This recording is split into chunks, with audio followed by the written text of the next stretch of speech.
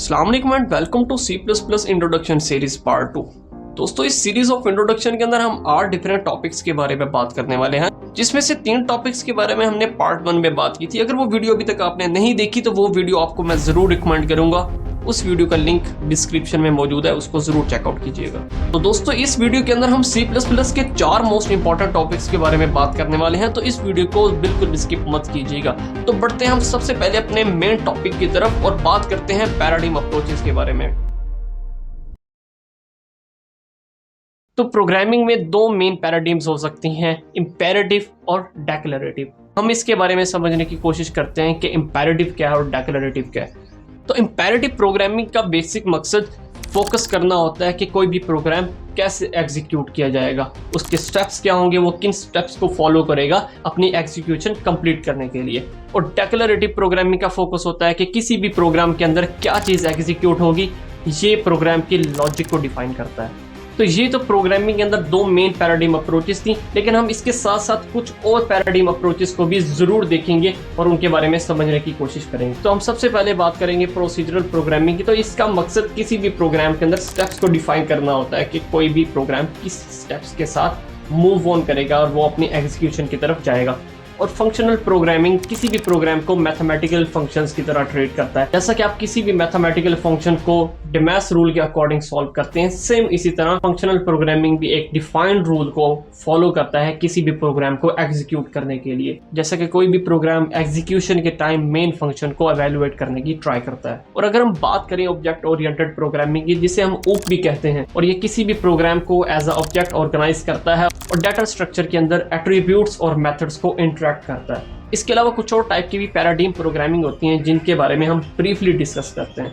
तो चलिए, अगर हम बात करें इवेंट ड्रिवन प्रोग्रामिंग की, तो ये अपने नाम से ही डिफाइन कर रहा है कि ये किसी भी प्रोग्राम को इवेंट्स में डिवाइड करता है, जिसमें सेंसर्स इनपुट भी आ सकते हैं, यानी कि माउस क्लिक्स और की प्रेसेस वगैरह। और अगर हम बात करें ऑटोमेटा बेस्ड प्रोग्रामिंग की, तो ये किसी भी प्रोग्राम को या उसके पार्ट को फाइनाइट स्टेट मशीन के मॉडल की तरह ट्रीट करता है। और अगर हम बात करें रिएक्टिव प्रोग्रामिंग की, तो ये भी एक डेक्लरेटिव प्रोग्रामिंग है, जिसका कंसर्न प्रोग्राम के अंदर होने वाले डाटा को स्ट्रीम करना और उसके चेंज को प्रोपेगेट करना हो।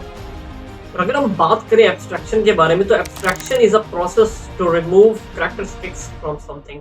तो प्रोग्रामिंग के अंदर अगर एक फंक्शन एक से ज्यादा फंक्शंस परफॉर्म कर सकता है, तो उसे मेन ऑब्जेक्ट पर फोकस करवाने के लिए उसकी एब्स्ट्रैक्शन की जाती है कि वो एक से ज्यादा फंक्शंस को परफॉर्म ना करे। तो जैसा कि मैंने आपको बताया कि C++ एक हाई लेवल लैंग्वेज है, तो कोई भी प्रोग्रामिंग लैंग्वेज जितना ज्यादा किसी भी फंक्शन को एक्सट्रैक्ट कर सकती है, वो उतनी ज्यादा हाई लेवल लैंग्वेज कहलाती है। तो चलिए, अब हम C एंड C++ के डिफरेंसेस पे कुछ बात कर लेते हैं। तो जैसा कि मैंने आपको बताया कि C लैंग्वेज के अंदर क्लासेस का कॉन्सेप्ट नहीं था, तो बजारनस स्ट्रॉस्टॉक ने C++ को एज अ एक्सटेंशन के तौर पर बनाया। वैसे तो C एंड C++ के सिंटैक्स में कुछ ज्यादा डिफरेंस नहीं है, बट इन दोनों का मेजर डिफरेंस क्लासेस का मौजूद होना है।